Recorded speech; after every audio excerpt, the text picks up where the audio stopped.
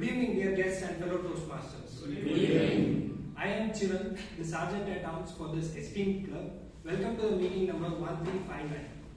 So today's theme, the harvesting, just reminds me of a Shankranti or Pongal that we are going to celebrate this weekend. So whenever we celebrate a festival, we keep our mind and body pure so that the rituals have been performed well. So similarly, in the Toastmasters meeting, so we have 3 simple rules to absorb the speeches better.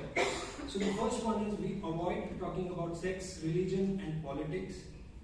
The second one, whenever there is a speaker takes on the stage, once the speech is completed and there is applause going on, then only we exit or enter the room. The third one is most important, where we keep our phone in silent. Please do it within next 10 minutes.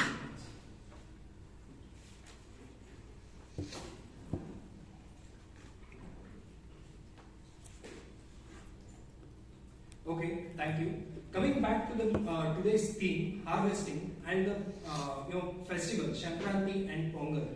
So as a kid, I have a fond memory of me going to the market with my grandmother, and I was really fascinated by the shapes and colors of the jaggery available. So which is called bella, and we used to mix it with yellow, the sesame seeds, and the mixture is called yellow bella. So which we consume, at the day end, and I used to take it to my school. Okay, that's an interruption. Okay, so I used to take it to my school and distribute it among my friends.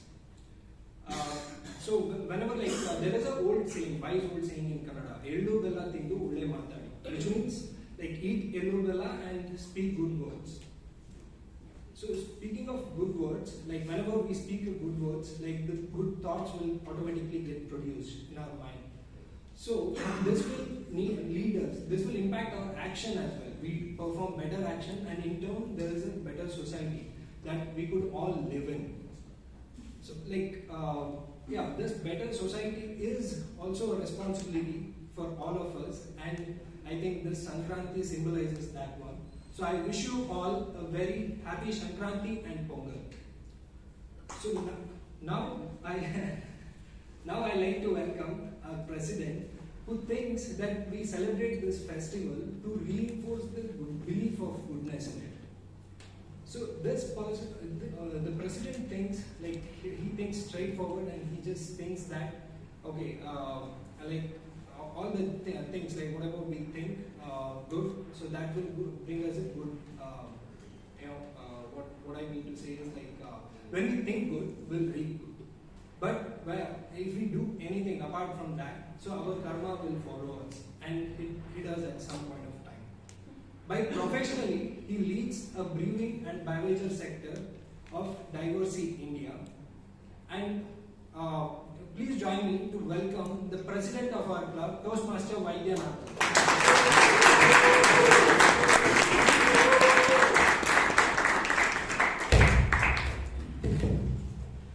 Thank you, Chiran, for the lovely words. I call to order meeting number 1359 of Bangalore Toastmasters Club. Well, the minutes of the previous meeting 1358 was shared over WhatsApp, and it was also shared over a mail. And we haven't got any inputs regarding any amendments. I hope there are no amendments. Can we pass the minutes of the previous meeting 1358? Yes.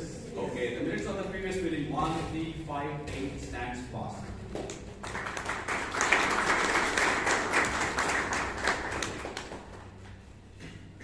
Are there any first time guests here? 2, 3, okay. So gentlemen, so can you please get yourself introduced, your name and the reason why you are here today? Yeah. Do you want to come onto the stage? Please come. Please do come.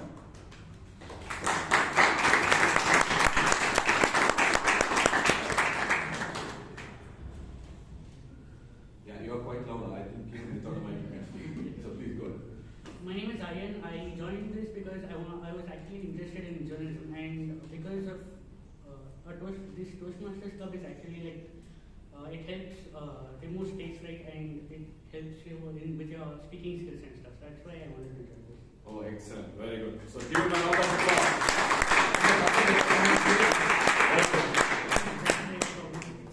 Oh, third time. Very good. Excellent. So may I request the committee members to please rise?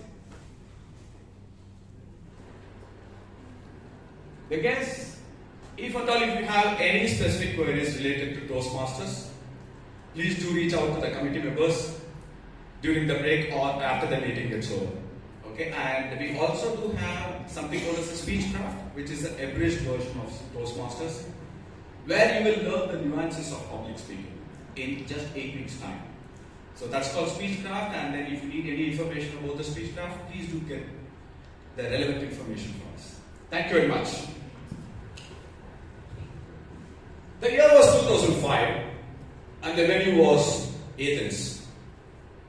And the competition was a 100-meter dash. It was a world championship. One man who was a very young, unknown man from Jamaica, he ran his way to success. In the bargain, he shattered a world record. And he completed the 100 meters in 9.78 seconds.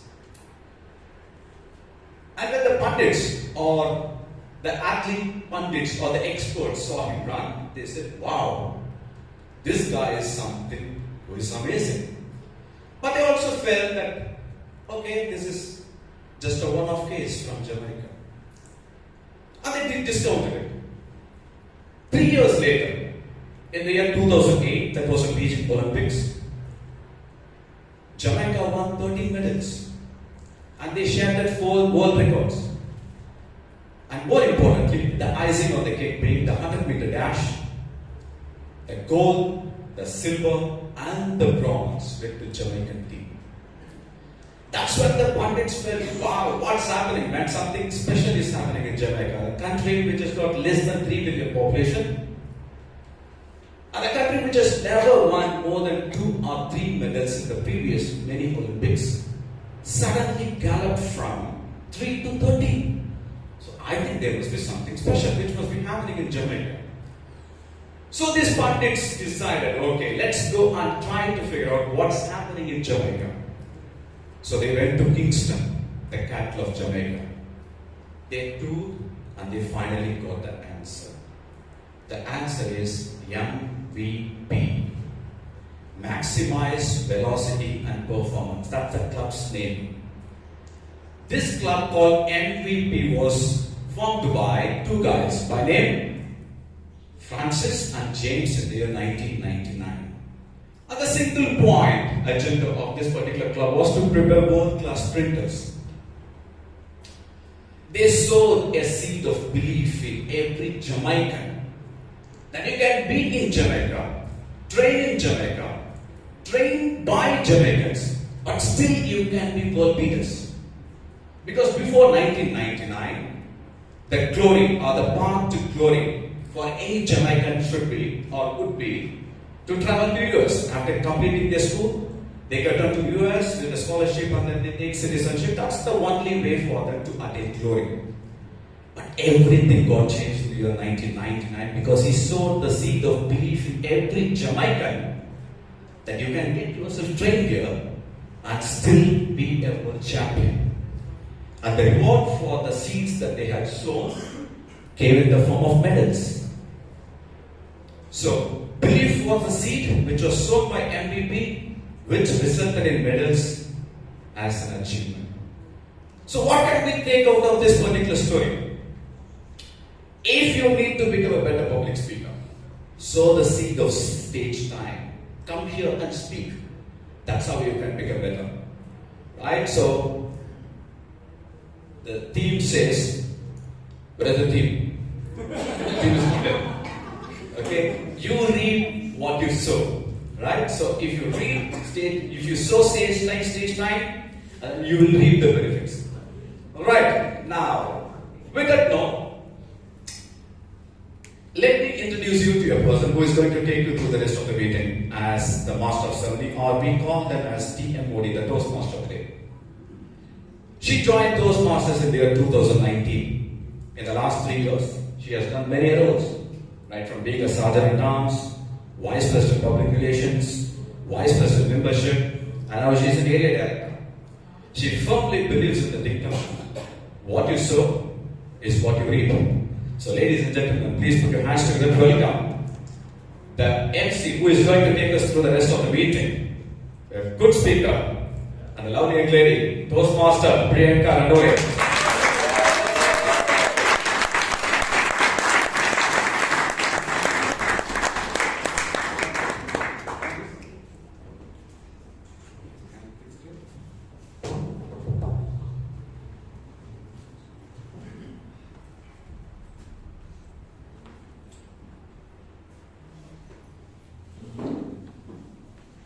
Thank you, Mr. President.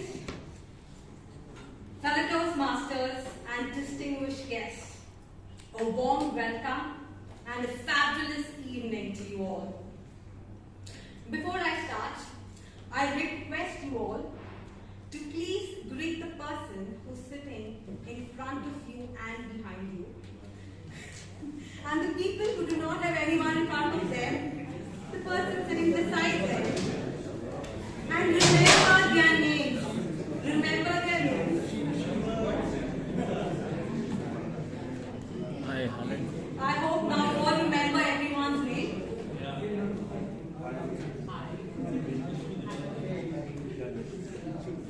Going on. Please raise your hands if you fear darkness. Please raise your hands if you fear darkness.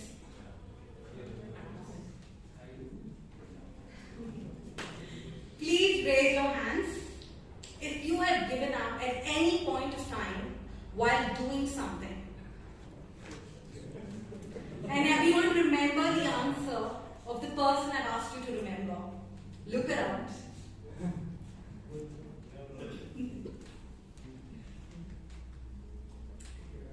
Four to 5 years ago, I was very fortunate to meet this wonderful sports personality, the Indian national football captain, the third highest international goal scorer after Ronaldo and Messi, Sunil Chhetri. Though then I did not have much knowledge about the sport, but the personality he carried, I was in awe at him. So simple, but he personifies a great leader. He is one of the reasons I started following the sport a little more. In his address, he shared a very simple message.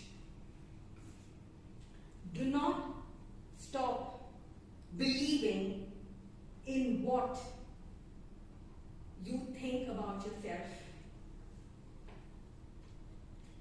Do not stop believing in what you feel about yourself.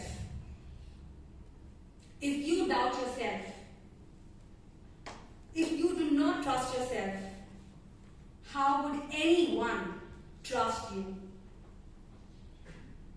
You may come across situations, circumstances that will appear unfavorable, uncomfortable, but you must trust yourself, the training, the learning, and give your best. I'm not very sure how many of you are aware Sunil Chhetri comes from a very humble background. There were times his shoe used to wear off during practice and he could not afford another shoe. He would stitch his own shoe and continue his practice. And today, now, he is Nike sponsored. He gets every boot he wants.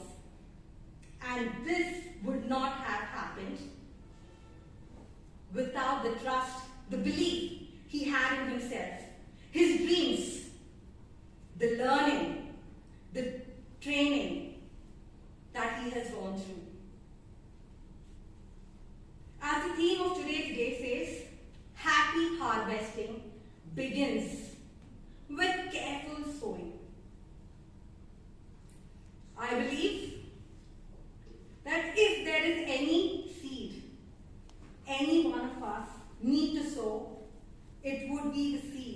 of believing ourselves. Now, I would like to ask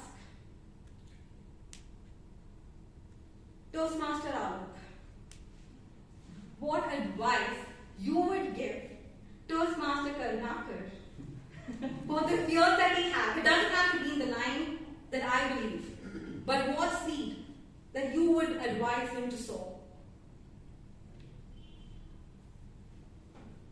He is scared of darkness.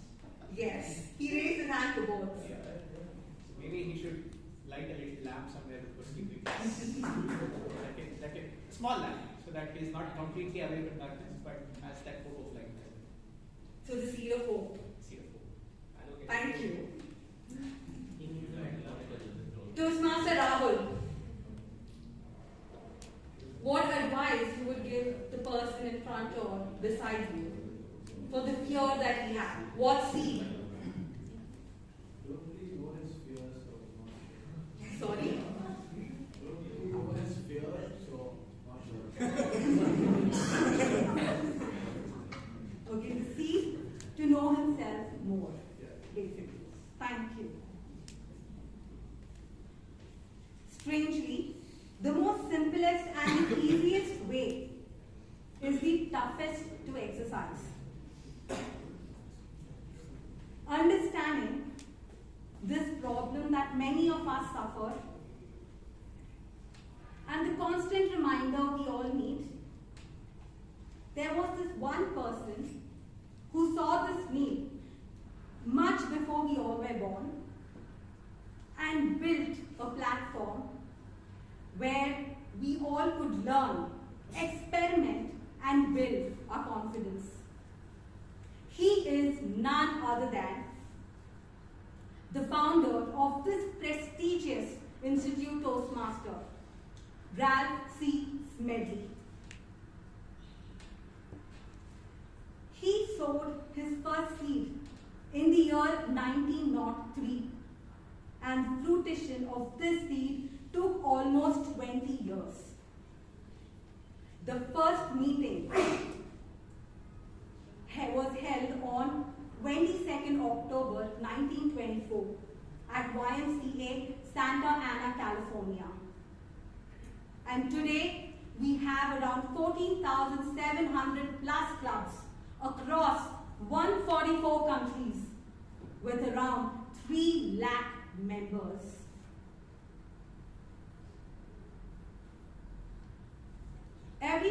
The entire Toastmasters program is designed to focus on overall development required to build our communication and leadership skills. And every meeting has 3 segments. The first segment, the prepared speech, where every speaker, based on their chosen pathway and project guidelines, would well in advance prepare themselves and present their speech. The second segment, my favorite, the table topic session, the impromptu session, where it helps an individual develop a constructive approach when you need to stand on your feet, when you need to think on your feet. And the third, the most important, the evaluation section. In this section, the entire meeting, from the beginning to the end, is keenly watched and observed. And a constructive feedback is given to us in order to improve our meeting. And for this, we have a general evaluator. And our general evaluator for today's meeting is none other than Toastmaster Melvin Smith.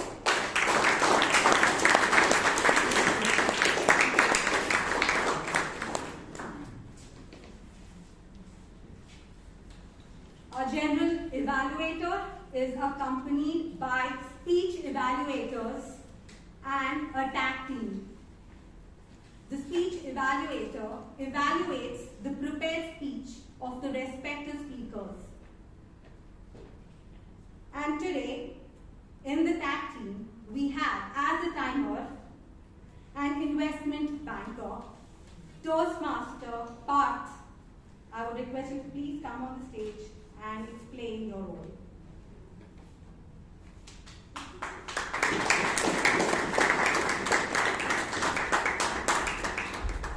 Good evening, everyone. Good evening. As a timer, it's my keen responsibility to look at the time and record the entire meeting, the duration. Today's speeches have an average of 5 to 7 minutes. Once the timer reaches 5 minutes, I will raise a green card.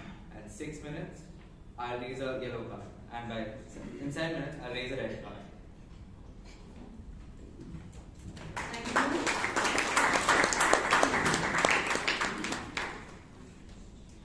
As an our counter, we have a budding fashion designer, Toastmaster Naomi.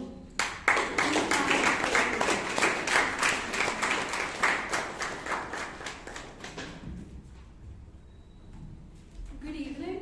As the R counter today, I will be keeping a track of all the filler words and crutch words such as like used by all the speakers today.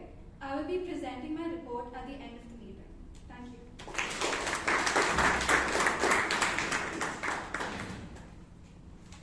And as a grammarian, we have a data scientist, Toastmaster Naina.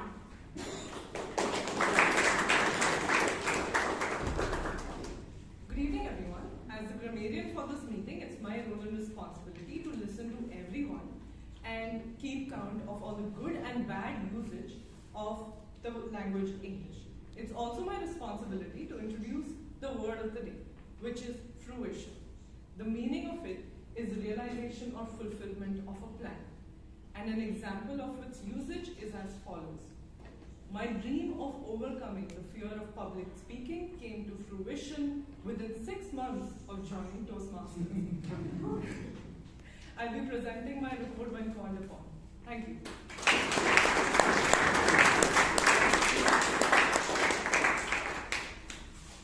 So ladies and gentlemen, now we'll all move on to the first segment of the meeting. That is the prepared speech. I would first like to call upon the evaluator of the first speaker to read the guidelines. He is a socially an extrovert person, but when it comes to family gathering, orderly and introvert. Very interesting. Ladies and gentlemen, the first evaluator, Toastmaster Alan Arana.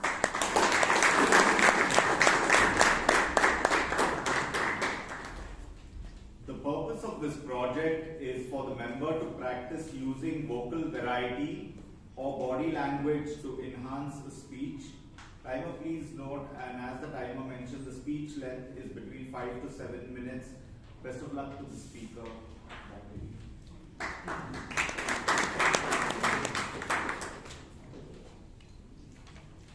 The first speaker is an interior designer who has an eye on detail for design. She is also a dance choreographer for many events. The speaker is attempting Level 1, Project 2, Introduction to Vocal Variety and Body Language from Pathway Dynamic Leadership. Ladies and gentlemen, with a huge round of applause, let me call upon and welcome speaker Toastmaster Aishwarya.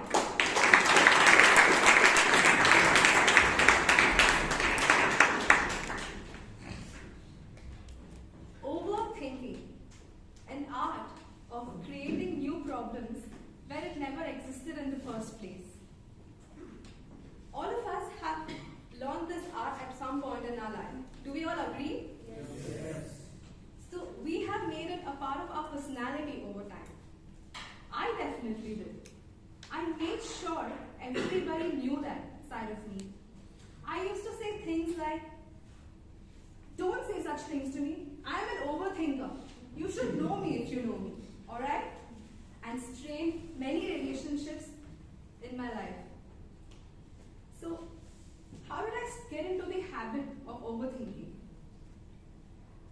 Overthinking is nothing but a byproduct of anxiety, unresolved traumatic issues in the past, and also lack of self-love. Self-love was missing in my journey. So, let me share you the story of how I have used my overthinking capabilities to its fullest. I used my capabilities to its fullest. So, I started doing silly things to grab attention from my family.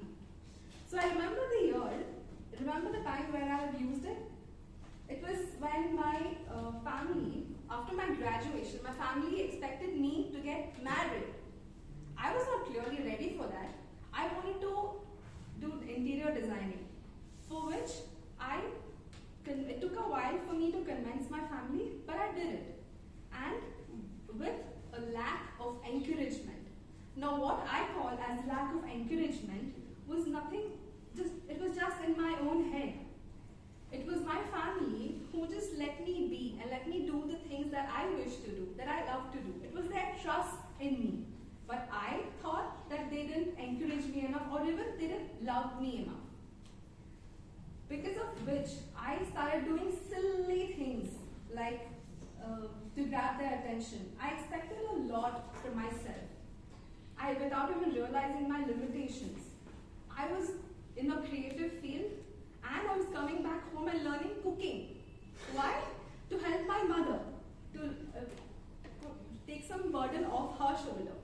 So I started learning cooking and also started showing my mother her way of love. I come from a family where the love language is acts of service. That wasn't mine. My specific love language was words of appreciation. Do you see the clash? Because of which I felt that I was not appreciated enough when I learned cooking. And I even started making chai for my mother. She has a habit of drinking chai post 5 p.m. I used to come back home at 5, hungry, exhausted, yet make chai for her. I loved the appreciation that I got from my mother initially. And then I was the one who put her into the habit of expecting that from me. She enjoyed being loved that way. But I thought she was not appreciating me enough when I did it for years together. And I was living in my own head. Now this is just one story. Let me tell you another quick one. It comes with my friends. Them making plans, making efforts to catch up with me. But I, with lack of self-love and thinking that nobody loves me, I was only focused on something that I had in my own hand. That was interior designing. So I only focused on that. I wanted to get things right, get things done, take up projects as soon as possible, stress, deadline. And I did not love the process. I was not at all enjoying the process. I was just going at it without even thinking what I was doing. So, which is why I didn't take out any time to chill with them. I had no chills myself. I had no chill in my own life. I could not do that with them. So, what happened was, I complained that they didn't spend time with me when I myself didn't have my own time for myself. And I thought that they have replaced me. And I felt unwanted. Because I myself didn't have time for myself. What I call now is as the hour of power, which is so important in my own life right now. I will not give up anything to do that. To spend time for myself, one entire hour every day with myself. I did not have that knowledge earlier. So after that, a wisest friend of mine told me a few lines that I'm going to take for the rest of my life. I'm never going to forget that. If you treat every situation as life and death matter, you will die several times. You cannot to change your future. No amount of regret is going to change your past. So why overthink? Just know that the common link between you and your problems is yourself. I mean to say, the common link between me and my problem is myself. So I can only control that. You cannot control everything else, so just let it be. It was a pleasure. Back to you, Modi.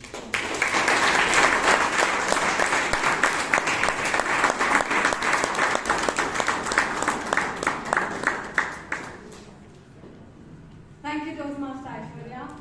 I can completely relate to it because even I have gone through it.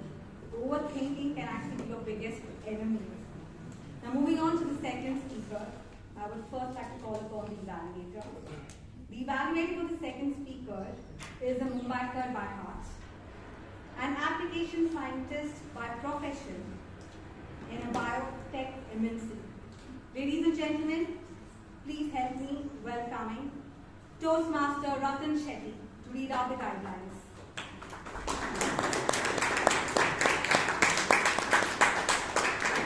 Thank you, Toastmaster, today. The purpose of the project for the speaker is to identify his primary leadership style.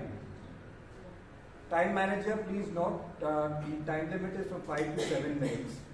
All the best to the speaker. Thank you, Toastmaster. The second speaker is someone who has an eye for details and knows how to convert them into desired results. I'm sure many of us have witnessed that. He is the data engineering director at profession. He is our past president. Not many know he has the skill to cater and build resume. And I'm one of the fortunate ones to see that guidance. Ladies and gentlemen, please, with a huge round of applause, let's welcome Toastmaster Vivek Vijay.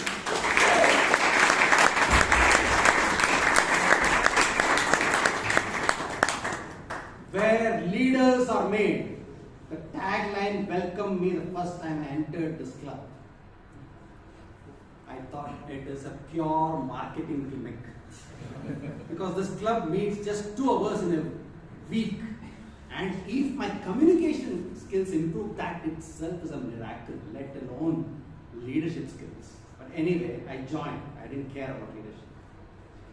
Then a year later, I joined the committee. And when I was in the committee, we had speechcraft program. And we got a whopping 25 participants. And it was supposed to start on a particular Sunday at 10 a.m. A few of us who were supposed to organize the speechcraft came here at 9:30, the same building, somewhere else. And we found that the management of the building told us, you guys have not even booked the room. We were shocked. We were shocked. You not booked the room? At 10 o'clock, 25 people will land here. We told, okay, but there is one passage up there in the first floor. Why don't you go there and check? I went there and checked, and it looked there, resembled a cow shed. I was really wrecked. I told, no, let's cancel speechcraft. Let's cancel speechcraft this time, let's start next week. This is not done. I was hyper. When I was going hyper, there was this one person in my committee, as part of the committee. He takes out his handkerchief, starts cleaning the chairs, and starts arranging the chairs. He did not speak. After he arranged the 4 chairs, we all joined together and chairs were arranged, and we had a fantastic start to speechcraft. And I had a fantastic lesson on leadership by leading example. Don't make noise. There will be troubles. There will be troubles. Eventually, this person, who was the vice president education of that club at that time, he had to organize a contest. And this contest, he had to organize 3 contests. And at that time, there were 15 participants in each of the contests. It was really tough. but it's high profile. When you have high profile contests, what do? You usually give all the nice posts to your friends. But he didn't do that. He takes 12 different volunteers from the club, most of them are fresh, new to Toastmasters. He empowers each one of them to do their best. And he did not get on the stage. He was off the stage. And all the 3 contests happened without any problem. And when it did not happen with any problem, he called each one of them on the stage and felicitated them. He did not forget. I got a huge leadership lesson during that journey of having a democratic leadership. Democratic leadership is when you put yourself in the back and empower them. Then this person, towards the end of his term, he was to become the president, although election was almost a formality in this case. He told me he wants me to be the vice president education. I told I can't. Because there was a contentious issue. We did not see eye to eye on one thing. He was a big believer in speechcraft. I did not believe in speechcraft. He understood that. He told me, you become vice president education, I'll not trouble you with speechcraft at all. And I told yes, and I became the vice president education. He did not trouble me, he kept the promise. It was not just that, oh, let him join, later I will trouble him. No, he was supportive throughout. He gave me complete independence on how to design the agenda for the entire 6 months, no retribution. When was the last time you have seen leaders taking some sort of a meaningful compromise of give and take?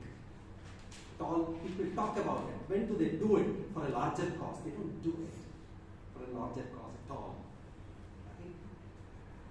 This is when he was vice president education, and then he was graduating to become. Then he became, of course, he became president, and I was the vice president education.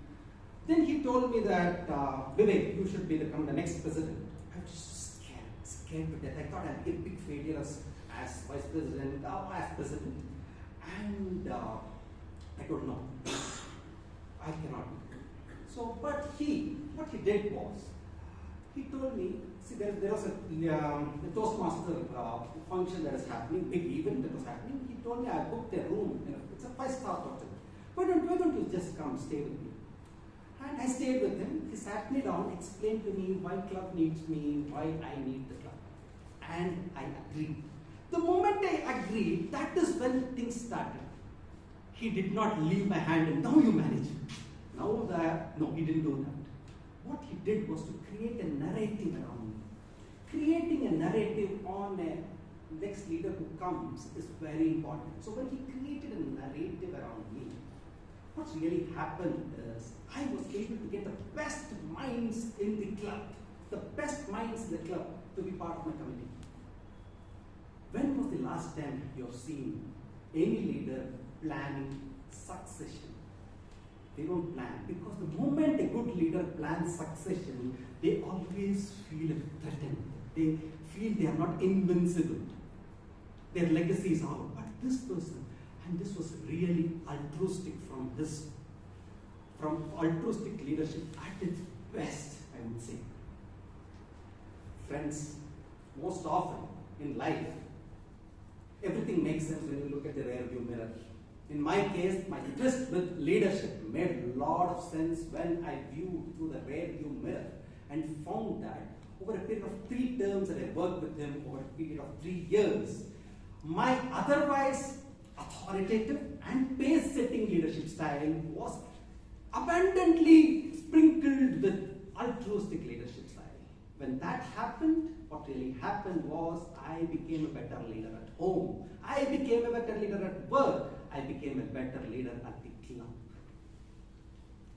Now, today, when I look back at the rear view mirror again and see the tagline, where leaders are made, it's not a marketing statement. It is a promise. It is a promise that a few fine Toastmasters around the world keep. And I was fortunate fortunate that I had some of the finest Toastmasters keeping that promise for me. The person who kept the promise is my leadership guru, my leadership coach, Toastmaster Melvin.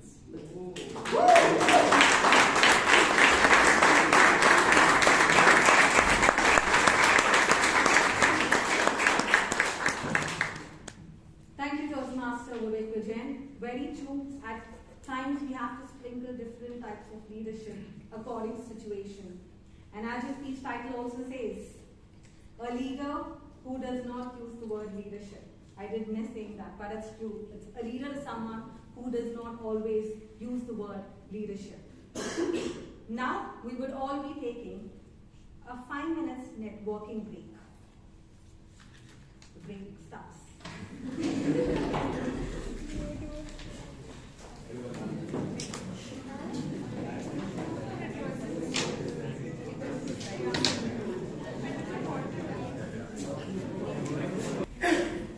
I request you all to please be seated.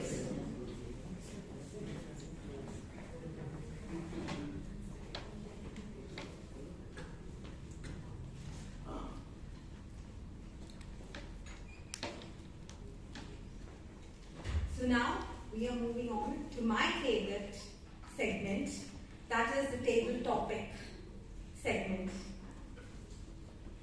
And the table topic master is someone who recently realized and is surprised she enjoys swimming in the winter. I can kind of correlate because I also just started. She is a voracious reader. Last year, she set the target to read one fiction book per week.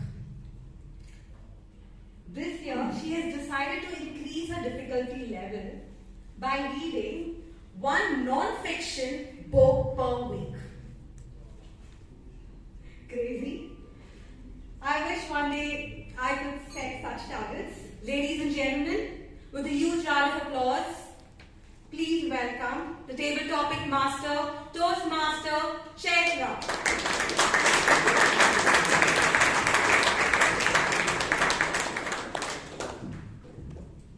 Good evening, Toastmasters and guests. Good evening. It's good to see everyone waiting in anticipation.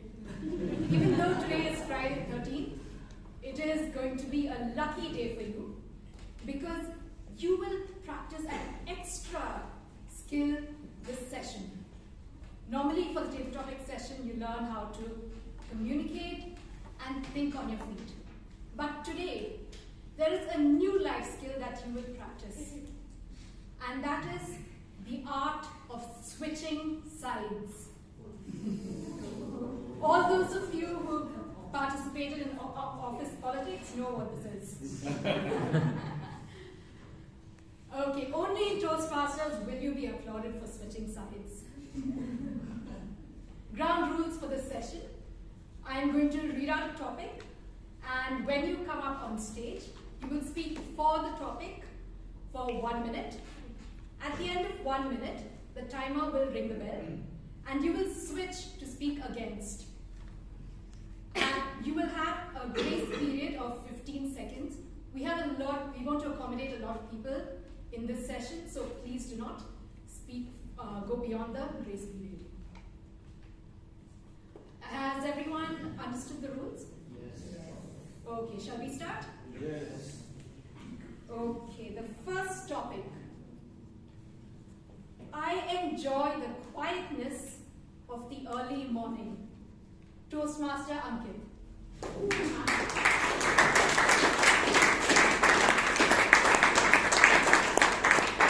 I enjoy the quietness of the early morning. First for and then against. Yeah. Do you enjoy the quietness of early morning? No. No? Yes. I asked you because I can't relate. I can't wake up early. But whoever wakes up early, there was one moment in my life in the last 6 months, I can remember this. I woke up at 7 o'clock. That is quite early for me. And the quietness in the house was very loud. You know why? Because all my roommates sleep till 10. So it was so silent, I felt so good that I thought this would be the most productive time of my day. And trust me, from 7 to 10, I worked on something, I prepared a presentation which I never delivered at office. So that's how productive I was. But having said that, that was not just one incident. Okay. What do you get by waking up early? I mean, why?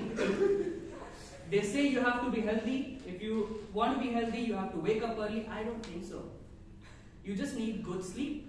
You either sleep at 12, you sleep at 2 a.m., or you sleep at 6 a.m. in the morning. You just need good sleep. We all have different biological cycles of sleep, and we cannot adapt to each other's cycle of sleep. It's just that you have to be productive at the time you are awake.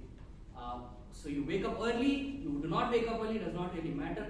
I mean, look at me.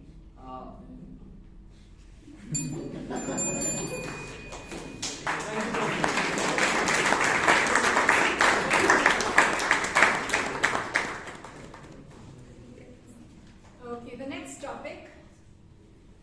Human cloning should be legal. Toastmaster Aditya.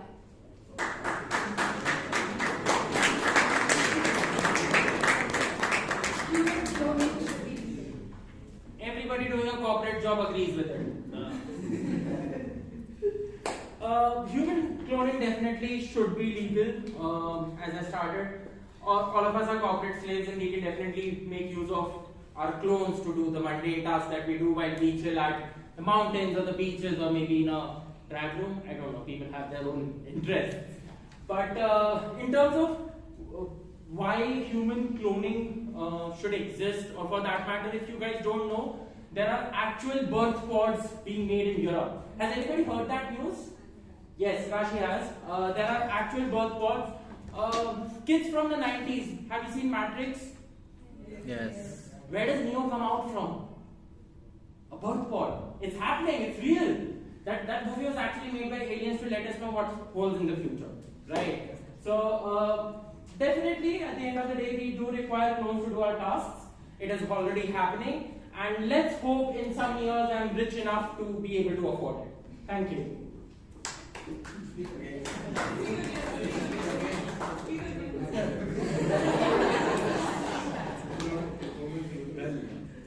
Aditya does not disagree. Okay. The next topic. Students should have a short internship before they start college. Toastmaster Danya.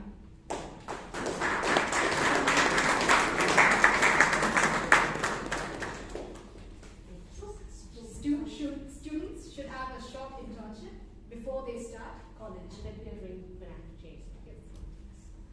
Students should definitely have a short internship before they start college because school doesn't teach you anything. I mean, you go to school, you have fun, but internship prepares you for the real world. And when I was in school, I never bothered about anything, right? But when I went to work, I was like, it changed our whole world. You had to be totally disciplined.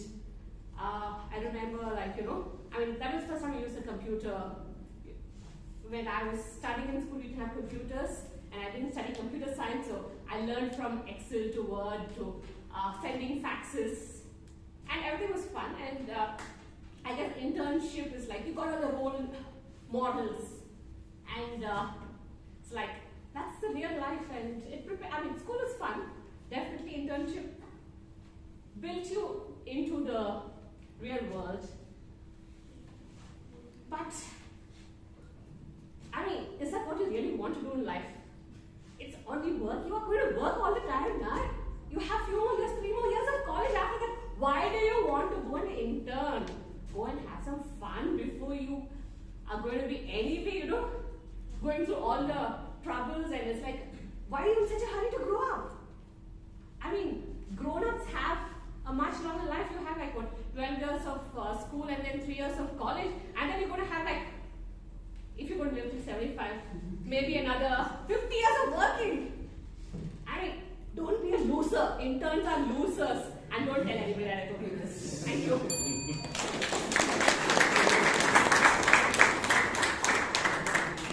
Thank you, Toastmaster Danya. The government should double the taxes on junk food.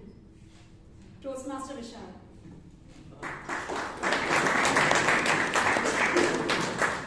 The government should double the taxes on junk food. Hello everyone. So, you're walking down the aisle at a grocery store.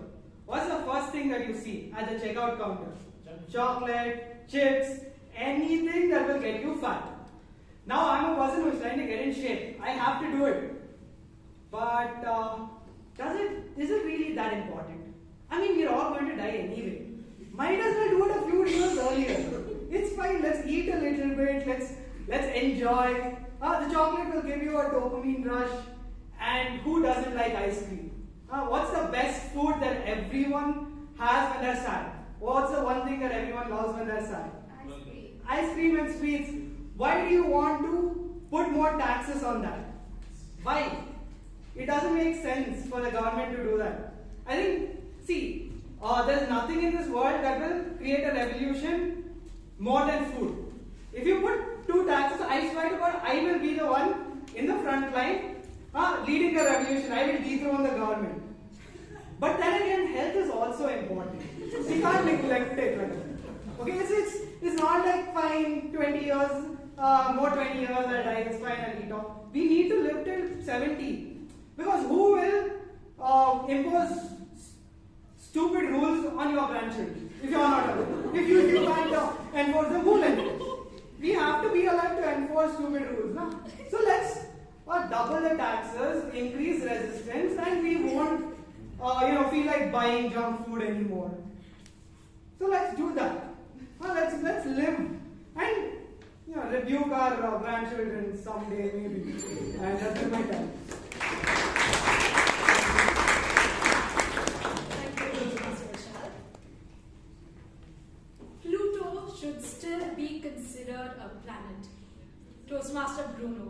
Pluto should still be considered a planet. When did they change that? And who changed that in the first place? Imagine some planet, minding its own business, some distant place. The planet doesn't even know there is some blue planet called Earth. And first of all, it doesn't even know its own name. And people change it from, degrade it from planet to what? Dwarf planet. It's crazy. First of all, we should mind our own business. Not worry about a distant planet, whether to call it a planet or a dwarf planet or some crazy shit. Instead of that, we should think about the problems at home. Actually, it's a good idea to change that, degrade Pluto from being a planet to a dwarf planet, because you have less things to remember. Kids love it. All you have to do is, how many planets do we have? We have 8 planets now. And easy to remember, one less thing to worry about. And it's a good idea. Over to Toastmaster.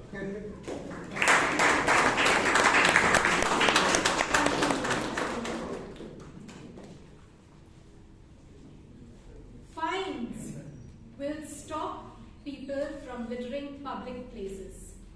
Toastmaster Robinson.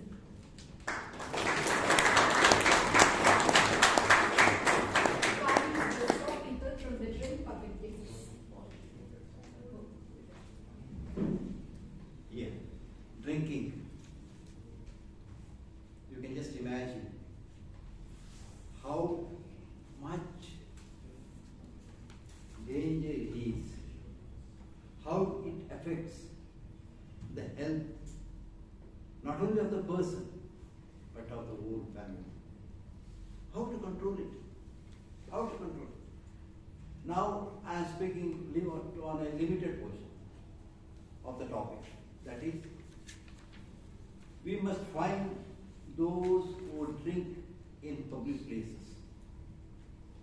And in the office, very close to Church Street, just about 500 meters from that. On Saturdays when I come out in the afternoon, I see youth, both boys and girls, of an age, very young age, coming out to the hotel on the Church Street, unable to control themselves. Some girls have to be carried, I have seen, carried, they had fallen on the ground, carried from there to the rickshaw. Rickshaws had to be brought on the wrong side. How to control it? Fine. Yes, the fine must be increased. As a magistrate, I know how I was imposing fines. But forget about that. If you impose fine, if the government imposes fine, can it control drinking? I don't think so. Government will be wasting its own money, energy, everything, instead of it has other duties to do. Rather than we have to educate the people, most youngsters, the effect of drinking. In my personal view, that's the only thing to contain this demon of drinking and the effect it causes on the people and their families. Thank you.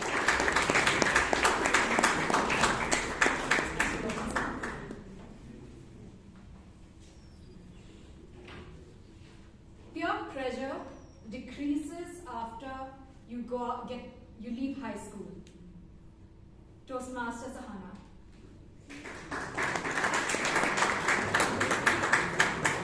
Peer pressure decreases after you're out of high school. Okay.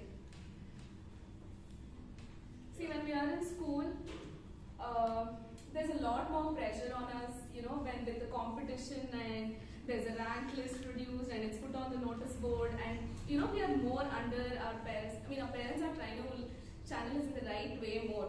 So there's always comparison. Being Indians, our parents always compare us with people. So that is a lot, it's there a lot in high school.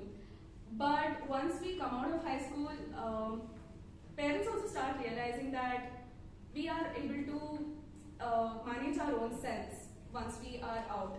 So they don't want to pressure us so much also and start teaching us to learn to be independent and take responsibility of our own mistakes and face the consequences. So I definitely think it decreases, and it does help a lot with our parents, trying to control us in high school. So that will in fact teach us how to take responsibility of ourselves once we are out of high school. So now coming to the truth, it does not decrease. It does not decrease. Even today, it's there.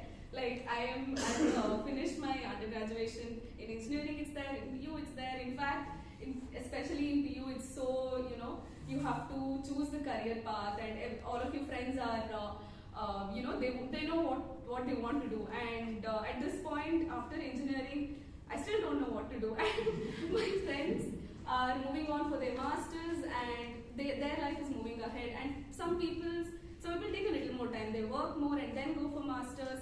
But we still keep getting a FOMO that their life is moving ahead, and that peer pressure is always there. Even when it comes to job, it's there. Some people are getting more promotion, and I think even if you're not working, it's somewhere always there in family also. Thank you.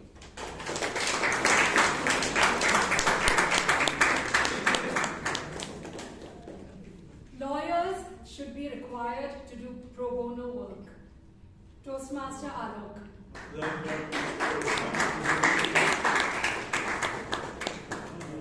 Lawyers should be required to do pro bono work. I hope there's no lawyer.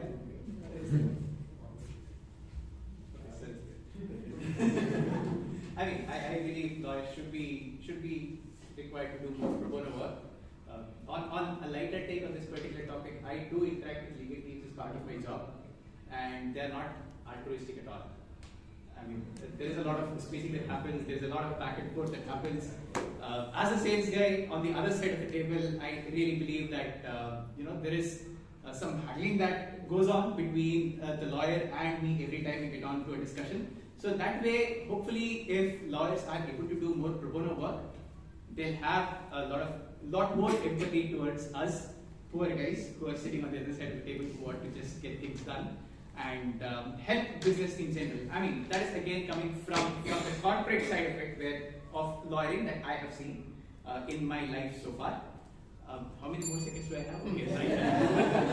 On the other hand, lawyers are not required to do any pro bono work, because if you look at the side of things where lawyers are today providing justice to anyone who is deprived of justice, I mean, there are people who are on the wrong side of justice all the time, and lawyers are true servants of the society. They are true servants of the public. And in that sense, they're already contributing a lot to the society. So in case they take up any pro bono work, it is affecting their livelihood. Unless they really have the means to do it, lawyers are already so much engrossed in fighting crime, in fighting injustice, in providing justice to people who actually do require, irrespective of their status in the society. I mean, I've seen lawyers who would take up cases for people who are actually deprived of the real means to fight cases, and they have gone up and they take up public interest litigations.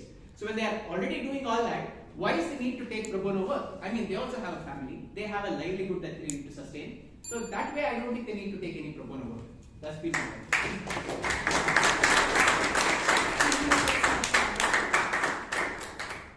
Social media is making us less social. Toastmasters Sahas.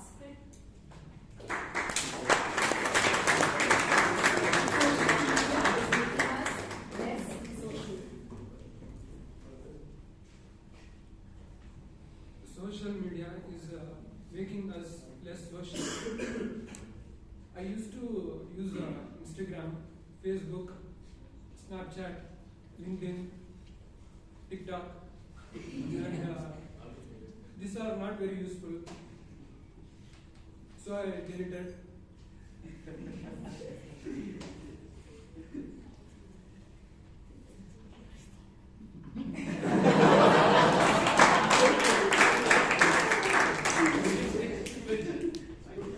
I like to use Instagram because you can see a lot of new things, and I get a lot of information in LinkedIn. What about TikTok? In TikTok, I get entertained.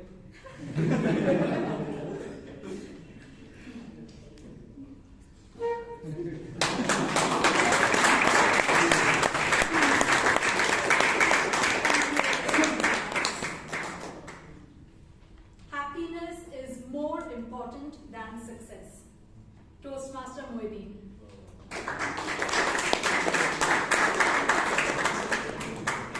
Happiness is more important than success.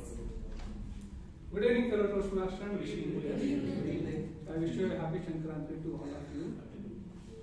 Yeah, so I joined in IT sector in 2000. Okay, and I used to work like anything. So I used to work till late nights, 4 o'clock, 5 o'clock. Sometimes I used to work at 7 o'clock and go home, and again within 2 hours and 3 hours I used to go and then start work.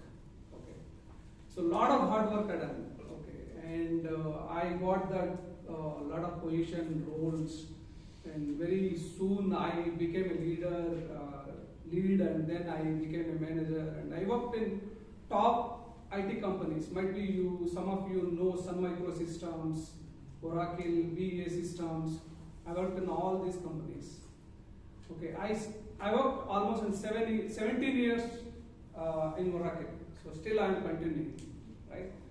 So I did a lot of hard work, right? But I missed many happy moments in my life, right?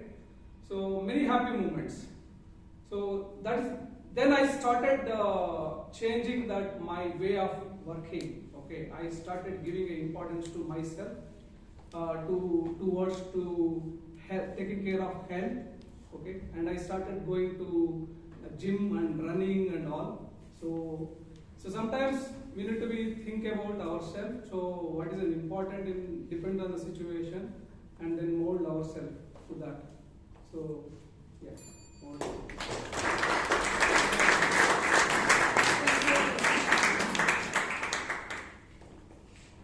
I will definitely try means I will not. Toastmaster Karnakar.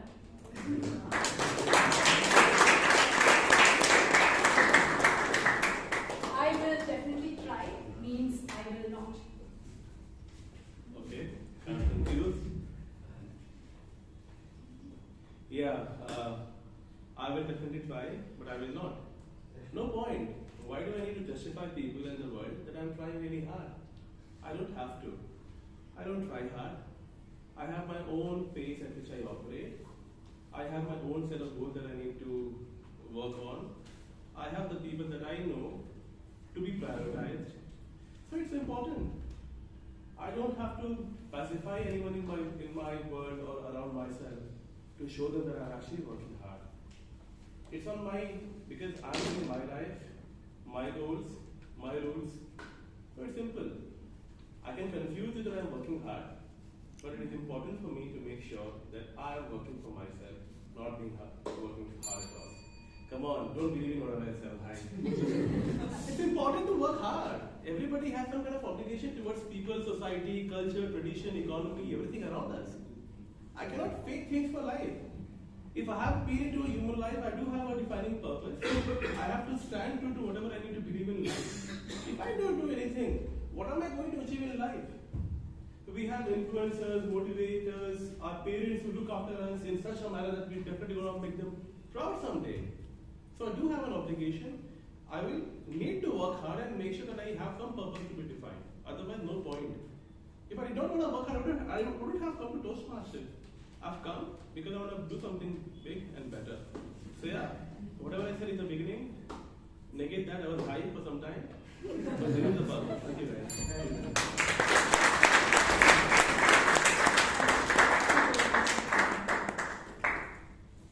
Being a social media influencer is hard work.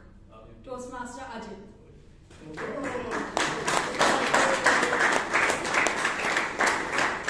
Being a social media influencer is hard work. Of course, it doesn't come so easy. You know Toastmaster Puneet, who has his podcast. It comes with a lot of hard work. I've seen many instances where people have failed, but still they keep trying hard and hard. And unless you keep working hard, you cannot come up with your own podcast. You cannot come up with your own Instagram posts. Some of our Toastmasters, Simran, she has her own fitness brand, and all those people really inspire people to really to go over and beyond their current work. And that's how hard work brings a lot of success through and you can influence the people all over the world.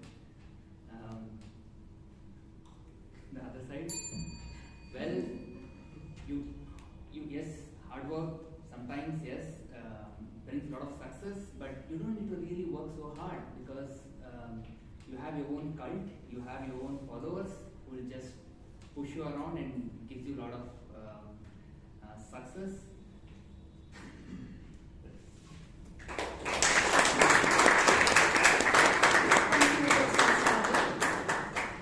Timer, please note, there is a small change in the timings.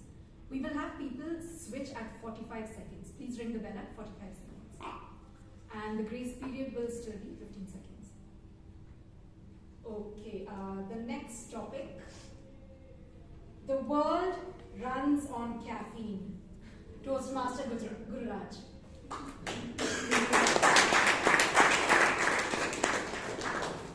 The world runs on caffeine.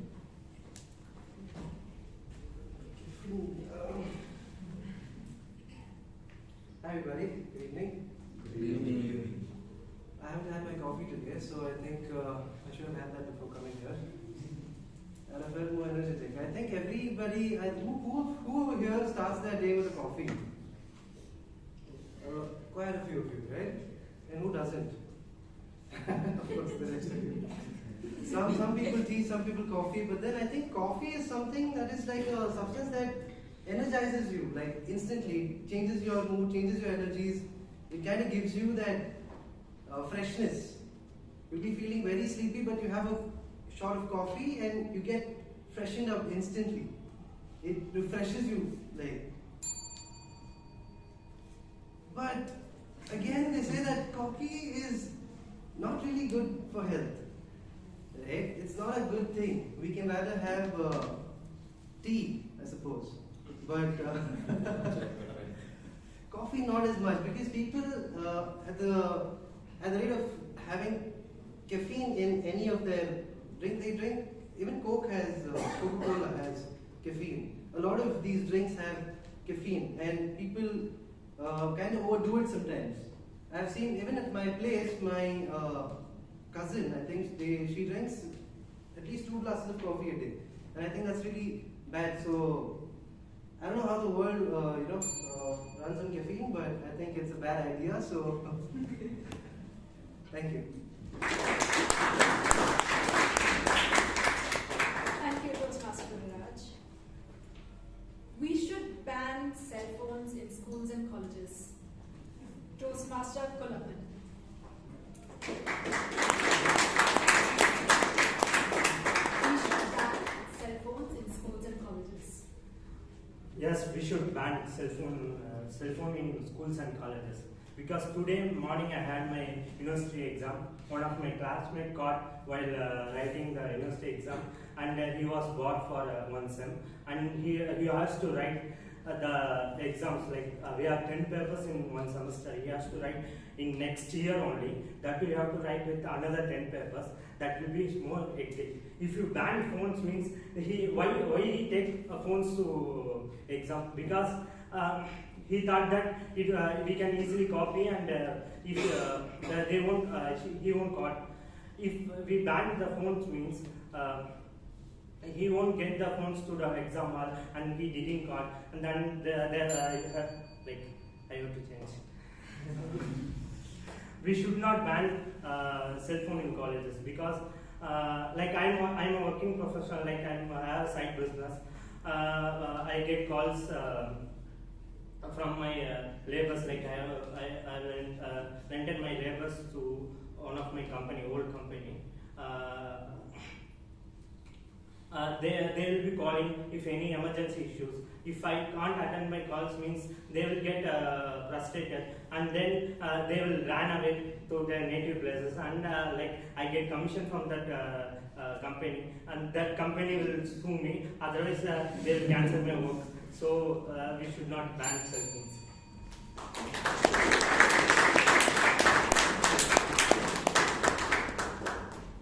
Thank you.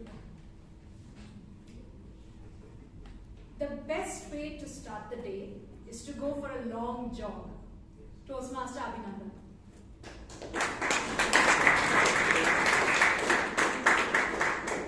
The best way to start the day is to go for a long jog.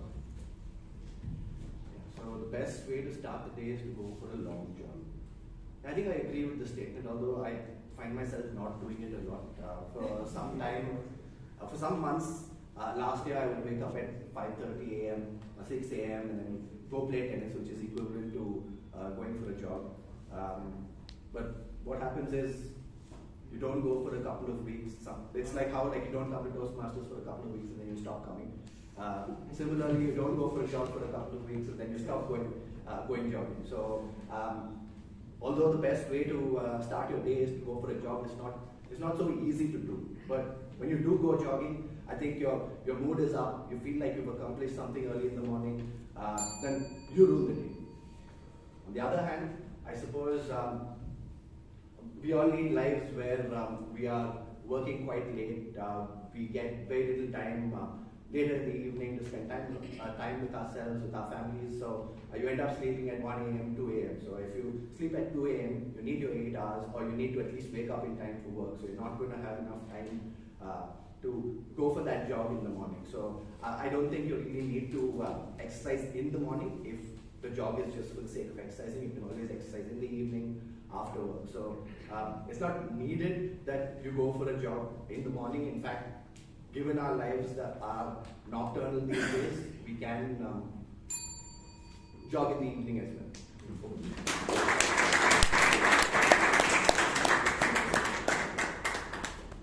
We should bring back plastic straws. Toastmaster Rahul.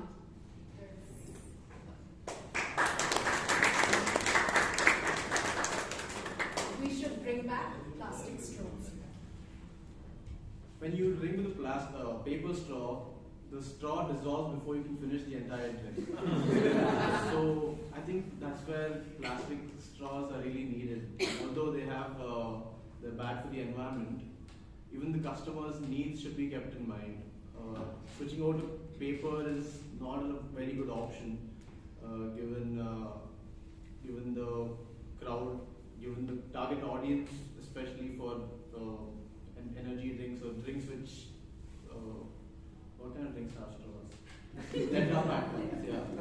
So considering the target audience, I feel like plastic should be brought back because it's easier to open as well. Because paper straws, when you're opening it, the straw itself tears. On the other hand, the environment, the earth is dying, the oceans are being dumped with plastic, the fishes are dying. I think it's time to actually start considering our environment and start caring about it, because I don't think we'll live for a long time continuing the way we are doing things right now. So yeah, paper straws are better than plastic. Say no to plastic. Thank you.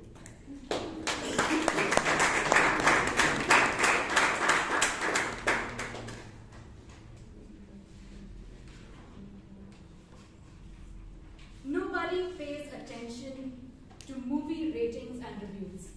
Toastmaster Umakant.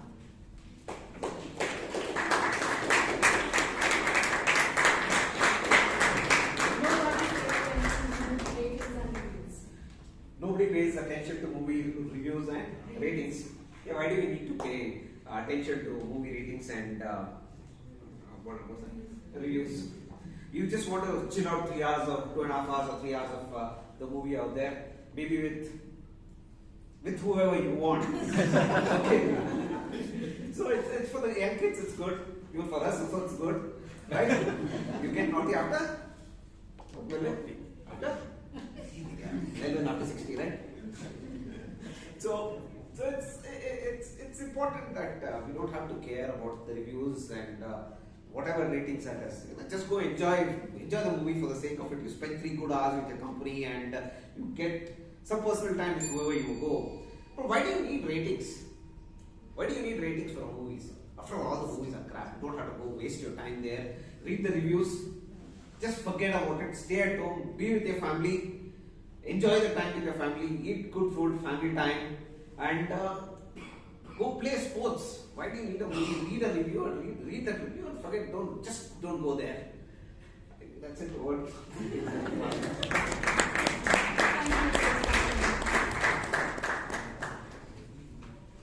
Should zoos exist? Toastmaster Saurabh. Should zoos exist? Should zoos exist? Zoo.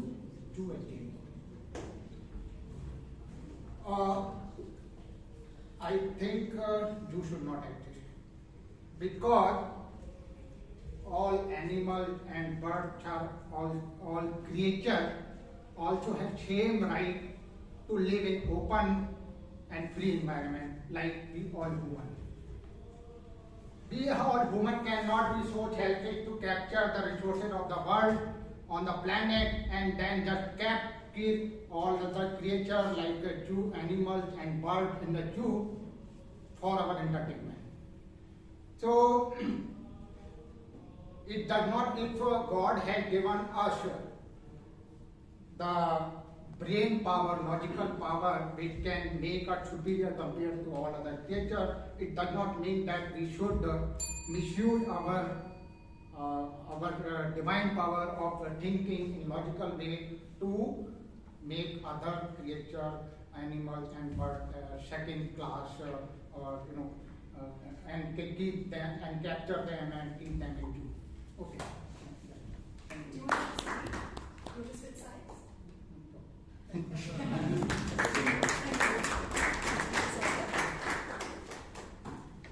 Video games make us smarter. Toastmaster Gancham.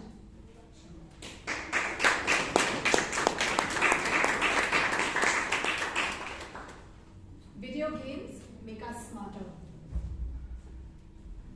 Good evening, everyone. Let's give a cheers. I'm already nervous.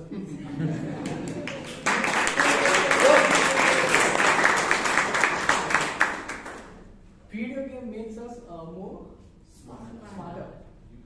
Yeah, I believe video games makes us more smarter because it gives us many many options to go for that and to play different games. You can while playing a game you can connect with different people. That's how we socialize, right? That's how I believe. Like when I was at my hometown, we used to make a plan accordingly, and we used to play, and then we used to gather quite a few people. So there we used to engage with others, and that's how we socialize it. That's it. And on the other side, I don't think so. There's any need of a video game. We can. Instead of it being at home or seeing the screen and playing it over there, instead of we can go out and being using the social earth, and instead of that we can go out and we can have friends with others. That's all. Thank you.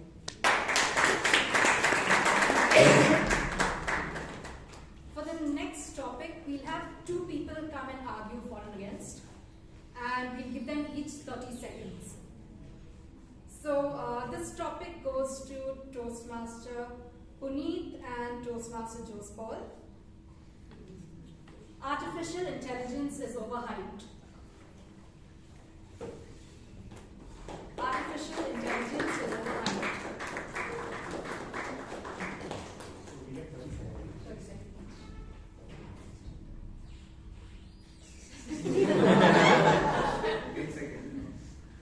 I think artificial intelligence is magical.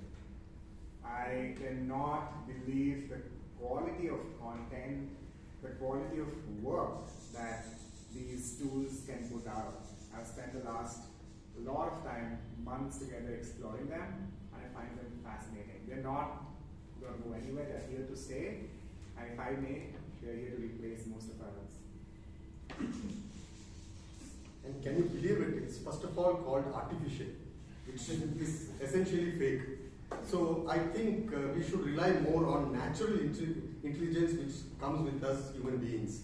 And I'm sure that things can always go wrong with artificial intelligence, like how we find in robots, and you have no control over it. So you're giving control to something which you have no control over. And things will become disastrous. We've seen that in several movies, these kind of things which have been predicted. So I think we should rely on natural intelligence rather than artificial intelligence. Thank you. The next topic goes to Toastmaster George and Toastmaster Rashi. Okay. It is better to be kind than truthful. 30 seconds each. Thank you. It is better to be kind than truthful. It is always better to be kind than truthful. Absolutely wrong. No. You must be truthful because I don't think people like who are always lying and who are kind to the face but bitching behind our backs. So I think that people should be truthful more than kind. I do agree partially, but kindness is the biggest virtue of any leadership. And if you are telling a little bit lie, but there is no much repercussion of that lie, we have to opt for the kindness. Kindness is a natural medicine for any person who is in depression, whose spirit is very low, who has to uplift his spirit. So kindness, I could say, goes upfront or in front of truth if that truth is not impacting anyone's life. That's what I could say.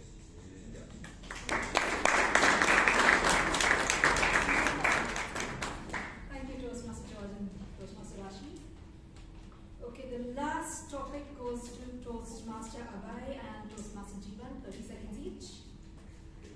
Pet owners must register their pets. Pet owners must register their pets.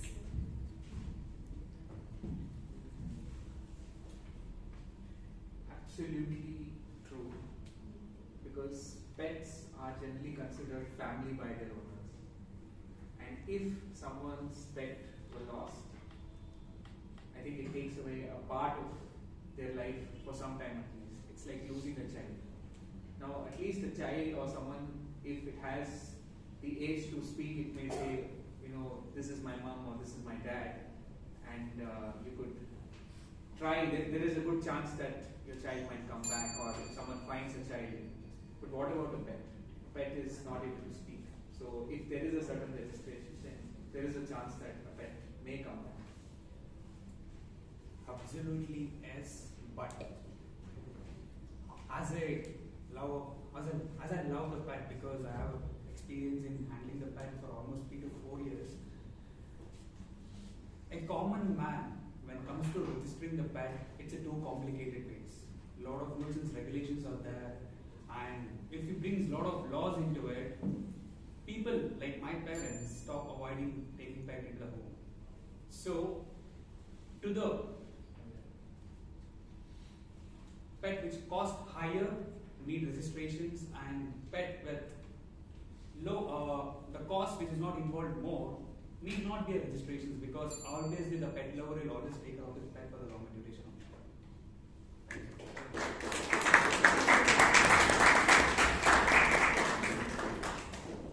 Okay, with this we come to the end of the table topics session. An applause to all the speakers, please.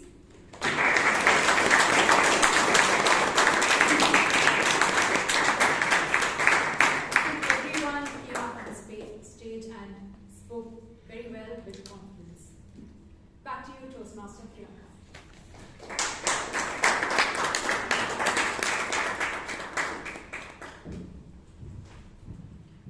Thank you, Toastmaster Chaitra, for challenging each one of us and for helping each one of us tweak our minds with every topic. Now moving on to the last and most important session, the evaluation session. The person who would be taking the session forward is someone who has spent 3 decades in travel and hospitality business. He has traveled over 35 countries. Wow, I wish I could compete with you. He has served the club in various leadership roles. He has been a past president, a past area director, and a past division director. And today, if I am standing in front of you all, he is the reason. Ladies and gentlemen, with a huge round of applause, please help me welcome our general evaluator, Toastmaster Melvin Smith.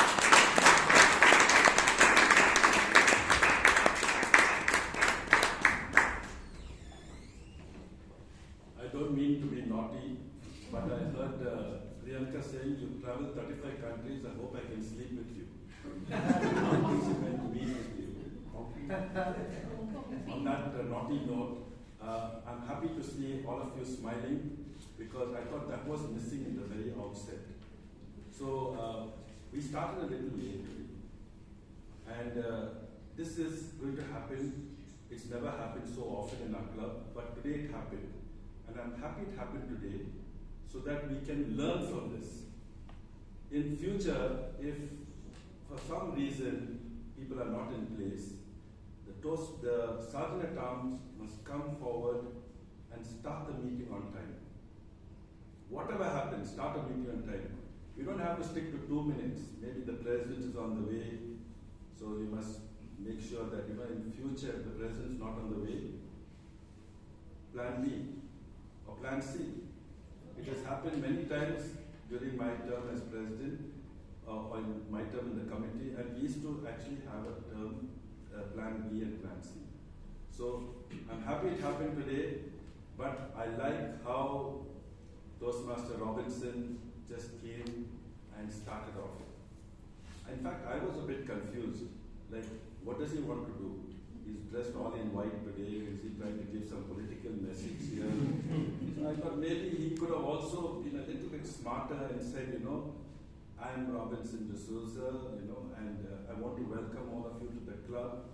And since we have a few minutes of time, can I request somebody to tell us what is Sankranti and things like that. So everybody was taken by surprise. But it's a thing for us to think in future, if this happens again, what should we do? Then we went on to the actual starting of the meeting, which was 5 minutes late. Sergeant came. To me, he looked a bit confused. Like he wanted to, I have to speak on the topic, forget who's come, yeah, welcome all of you. For God's sake, talk to people, welcome people, tell them first of all, who you are, what are you doing here. You don't have to apologize, you know, say that we are all in traffic, so today this is what you can expect in the meeting. You have to set the tone for the meeting. That is what is the idea of the sergeant terms, not to talk about the subject and tell us what are the rules. It's not really rules. How the meeting can go forward. Of course, it's the toughest job, but it's the most satisfying job as a sergeant terms. And because he's new, to encourage him, please give him a big round of applause.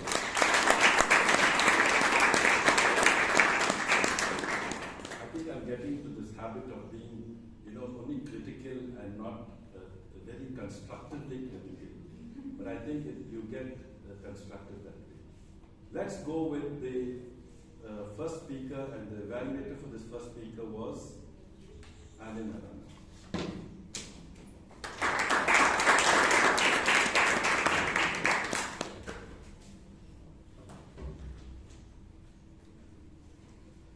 The purpose of this project, the purpose of the project being to use vocal variety and body language to enhance the speech. Aishwarya, I thought you did a fantastic job overall.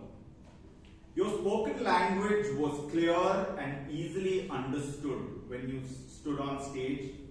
You effectively used eye contact to convey emotion and often elicit a response. You all remember her beaming with a nice smile, and a lot of you were smiling throughout. You integrated your physical gestures with content to deliver an exemplary speech. For example, when you did this, right? In terms of comfort level, you appeared to be completely self-assured, and it appeared very natural. You engaged the audience with interesting, well-constructed content, and for the most part I felt that your movements appeared intentional and the speech was enhanced by these purposeful movements on stage. You used the stage well, and most importantly, as I said, you smiled throughout, which took the level of your speech several notches higher. Now, having said that, what are things where I look at it as scope for improvement? Now, in between your purposeful gestures, you were clasping your hands. And that happened when you were in between sentences or didn't know what to do. So that is something that I felt you could have avoided. Now, in terms of vocal variety, I felt that in terms of usage of tone, speed and volume, you require a little bit of practice. For example, one of the things that you could do is to incorporate usage of dialogues in your speech. When you're talking about your mom, if you say, so one day, as I was trying to tiptoe myself to the room to avoid making tea, I heard, hello. and she put down her specs and said, "Where's my tea?" And that's when I knew that was the start of the end. For example, something like that. So when you use dialogue, it integrates vocal variety and body language. And the last thing is, I felt you had great ending with "let it be." And you should have let it be and not said "it was a pleasure," because I felt that diluted your conclusion. Having said that, overall it was a fantastic speech, and I look forward to all your future speech endeavors. Back to the general panel.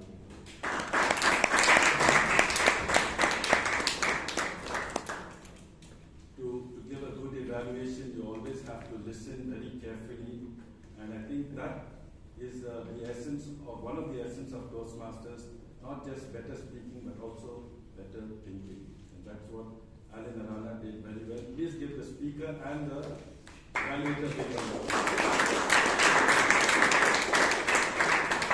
The second speaker was Vivek Vijayan and his evaluators Ratan Tata Shetty.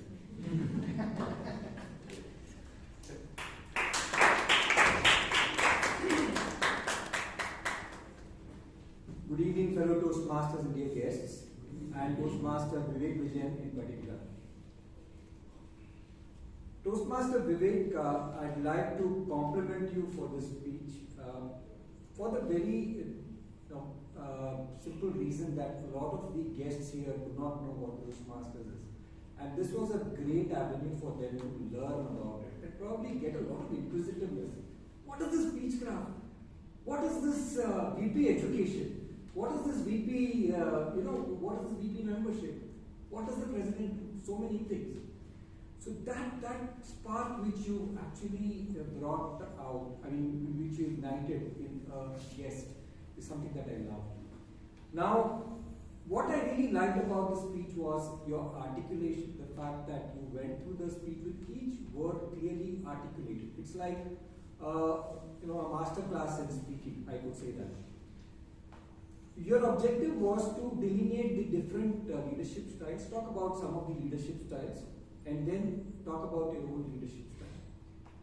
This was implicitly done. This was not something that was done very explicitly, where you said that there is the democratic leadership style, there is the autocratic or the authoritative leadership style, or then there is the altruistic, what we call as the altruistic leadership style. But implicitly, we could make out that there are different leadership styles that we are aware of. Leadership is not a topic that we are alien, right? We all see leaders, we watch them on television, we see them everywhere. But getting to the fact that you wanted to be altruistic and that is what you learned here, that was what came out of this speech. It was conversational, it was, when you were speaking, I could feel that you were speaking with me. And that is what I really liked. Your body language was absolutely open. You came here and you spoke, and you were speaking to all of us. Yeah, and we loved that. The icing on the cake for me was the suspense. Who was this gentleman? Was it X? Was it Y? And I, a person who's been a part of this club 6 years back and now, was it this gentleman? I had an inkling that it was, ex-divisional director Melvin, but I was not sure. But that suspense you broke right at the end, and that's where you actually concluded your speech. So that's what I loved. Now, if I were to give you a couple of suggestions from my side, having said the fact that there are guests in this audience, and probably 30% of the audience are guests, they might not know what speechcraft is in the first place. They might not know who are the committee members, who's a VP education, what does a VP education do. They might not know that. A little bit of being explicit on that count, number one. And then when you spoke of the learnings that you had in leadership, summarizing them, that I learned that from leading from the front, from that example of the speechcraft. Then about the other aspect of preparing the succession plan. All those things, at least 30 seconds on the summary would have made it crystal clear for everyone. And lastly, as I said, being more explicit about leadership styles and leadership per se, because there is a separate topic on mentorship and learning as a protege, which would come later on. So I would say that a great job done, and we look forward to your future speeches.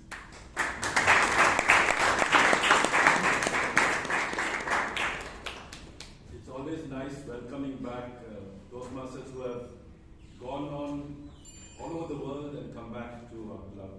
Thank you. Let's give a round of applause for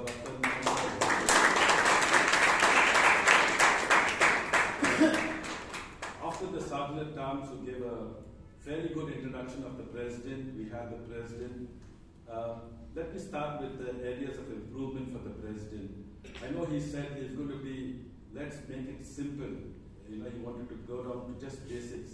I felt the President, everyone looks forward to the President. So please first welcome people. Don't just start the meeting. Welcome the people and then say, I call to order the meeting. I felt that would be a better way, a more polite way to engage with the audience.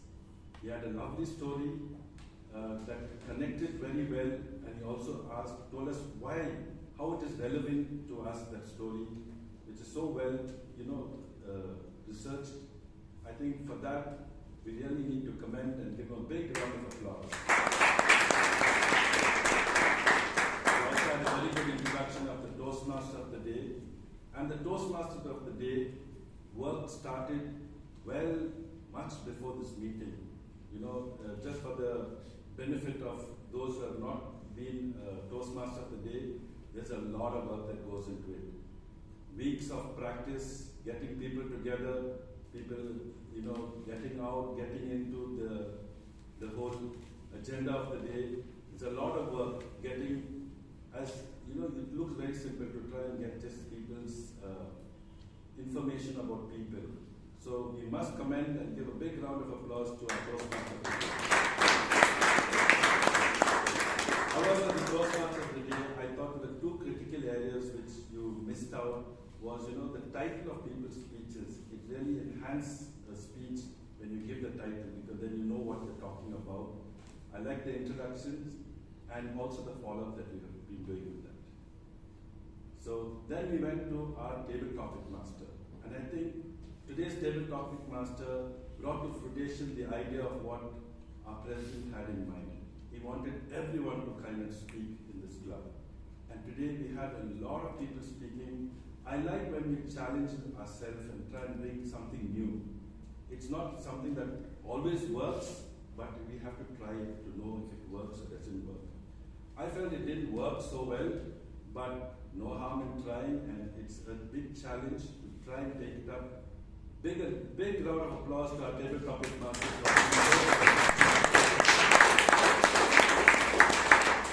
And I have our tag team starting with the grammarian.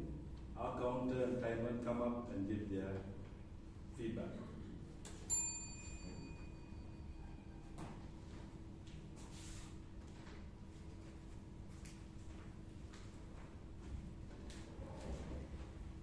Good evening, everyone. It was a privilege to be a part of a meeting that had such a rich usage of English words and phrases. And my pages are filled here, but I'm going to skim through them. Some of the examples are gallop from 3 to 30, simplest things are toughest to exercise, love language, art of power, rent, altruistic, mundane, demur, FOMO, right, pacify, bard, divine, power, magical, virtue, and illicit. The word of the day was used by Toastmaster Priyanka and Toastmaster Melvin. Out of about, I think, more than 30 people who spoke here. So hope to see more usage of the word of the day. But with this, my job as a grammarian has come to fruition. Thank you so much.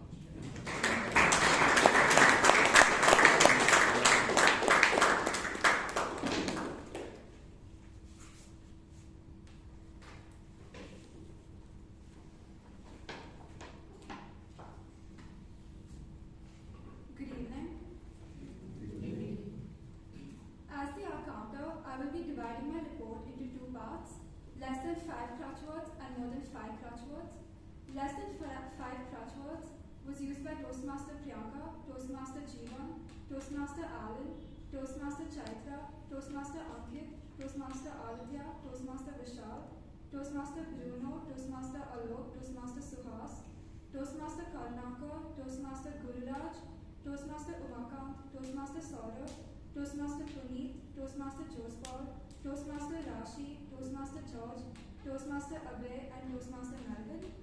Everyone else used more than 5 crutch words. Overall, no one has used more than 15 crutch words, which is great. And my role as the Archanta has come to fruition. Thank you.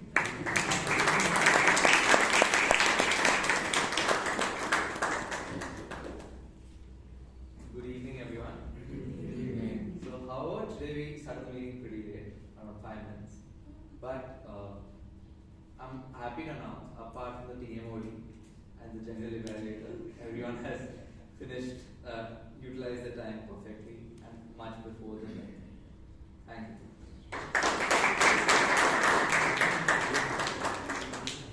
Yes, time is money, and I believe that timers should actually prompt people when they are going to overstep time. In fact, like when we have the break, the timer should try and tell people a few seconds before the time comes to fruition that let's start the meeting. With that, I think this committee has started on the right note. I think they're doing a great job.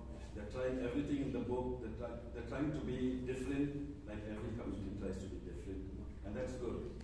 The one last thing I want to say is, we thought today we're going to have dress in ethnic, and they tried something, but maybe it didn't work. We'll have to try something else to get more response. With that, thank you for this opportunity to be the G. It's back now to Toastmasters.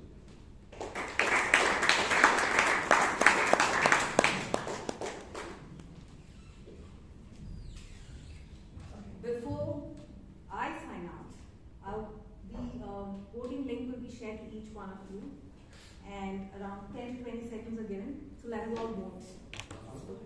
Password would be JOY in small letters. What? JOY, J-O-Y. Sorry, what is the voting for? It's for all the vote takers. It's only for the members.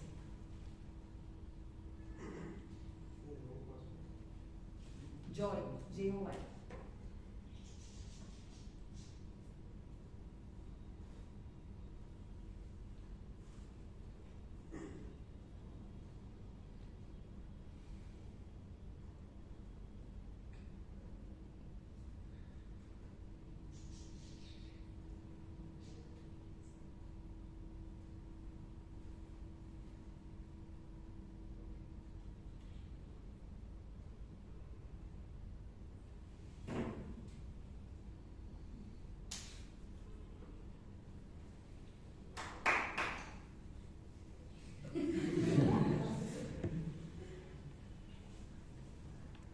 Is everyone done with your voting? Yes. Now, as I come to the end of my role, I would like to thank the committee and especially the VP Education and the team for giving me this wonderful theme, because it kind of reconnected me to this event that I'd completely forgotten about. So I would like to thank each and every one of you and have a wonderful rest of the day. Over to the President.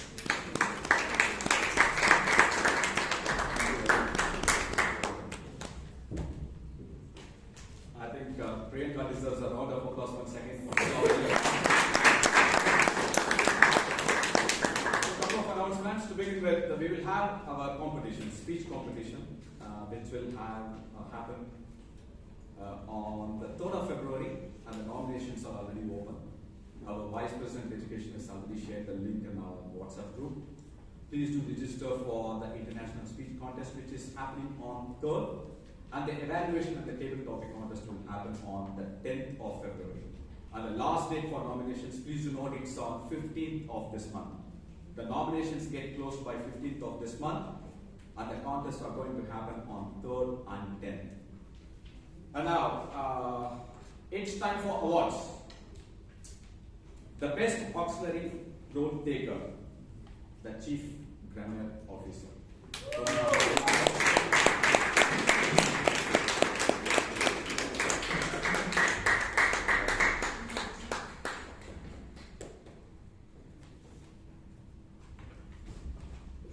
Our best role taker, the lady who took us to the entire proceedings of the meeting, Toastmaster Priyanka Ranore and the keyboard.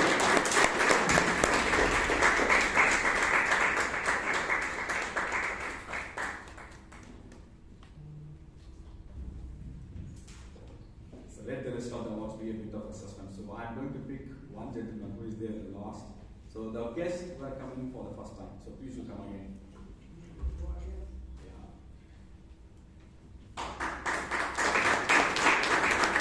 How did you like the meeting? 30 seconds for you. It was surprisingly well, and Surprisingly well? so fun. Oh, is it? Okay, Yeah. that's good. Yes. I thought it would be interesting. That was my first assumption, but I didn't expect it to be so interesting and so fun. Very good, excellent. And it was quite interactive too. Very good.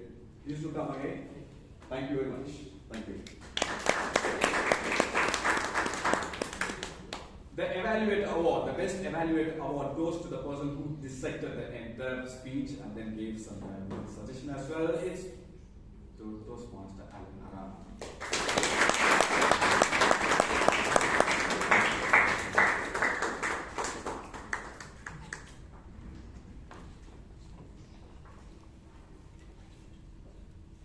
The Best Able Topic Speaker, the man who loves to be in the army this year, Toastmaster Vishal.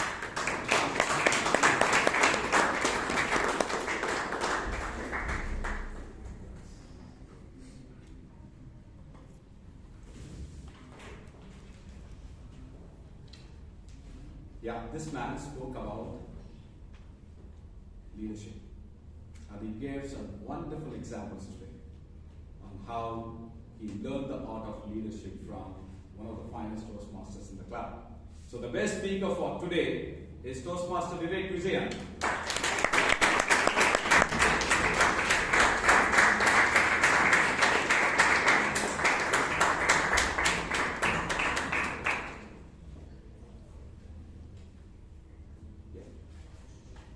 So this is what happens when you are a Toastmaster for 4 years.